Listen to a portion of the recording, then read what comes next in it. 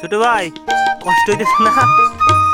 ওর কিন্তু একটু কষ্ট হইতেছে না, এত ছোট বয়সে কিন্তু ভারী একটি বোঝা নিয়েছে। ছোট ভাই আনন্দ নিয়ে কাজ করতেছে, ছোট হলে কি হবো।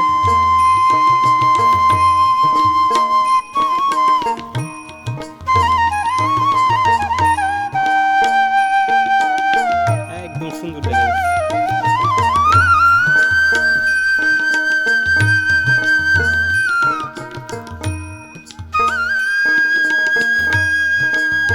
দেখলে যাবে, কখন যাবে মালগুলো? কালকে সকালে।